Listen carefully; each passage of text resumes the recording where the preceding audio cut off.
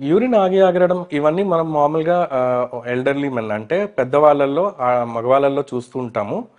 ఈ మనకి మూత్రపు సంచి కింద ఒక ప్రాస్టేట్ అని ఒక గ్రంథి ఉంటుంది. ఆ గ్రంథి మామూలుగా ఏజ్తో పాటు క్రమేణా అది పెరుగుతూ ఉంటుంది. పెరుగుతున్నప్పుడు యూరిన్ దారిలో కొంచెం బ్లాక్ వచ్చే ఛాన్స్ ఉంటుంది. అది మూత్రపు సంచిలో కూడా కొంచెం పెరిగినప్పుడు మనకు లోపలే మిగిలిపోయింది అన్నది కూడా ఉంటుంది. అది సైజ్ బట్టి కాకుండా మనం యూరిన్ పాస్ చేసేటప్పుడు ఆ డైనమిక్స్ ఉంటుంది. దానివల్ల యూరిన్ మనకు మామూలుగా వెళ్ళిన వెంటనే వెంటనే రాకపోవడము, కొద్దిసేపు వెయిట్ చేసిన తర్వాత యూరిన్ రావడము, లేకపోతే యూరిన్ దారిలో కూడా ఆగి ఆగి రావడము, లేకపోతే మనము కొంచెం ప్రెషర్ ఇస్తే కానీ యూరిన్ రాకపోవడము, ఇవన్నీ ఇలాంటివి, లేకపోతే యూరిన్ పాస్ చేసిన లోపల ఇంకా మిగిలిపోయింది, యూరిన్ పాస్ చేసిన తర్వాత డ్రాప్స్ రావడము, ఇవన్నీ దానికి రిలేటెడ్ సిమ్టమ్స్. ఈ ప్రాస్టేట్ గ్రంథి అన్నది మనకి ఈ ఏజ్ పెరుగుతున్నప్పుడు, సైజ్ పెరిగినప్పుడు ఆ బ్లాక్ అయ్యడం వల్ల వచ్చే సిమ్టమ్స్ ఇవన్నీ అండి.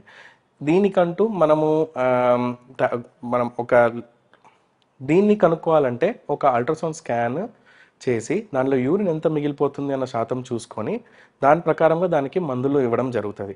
దాంట్లో కూడా గ్రేడ్ 1, 2, 3, 4 అని ప్రాస్టేట్ సైజెస్ ఉంటాయండి.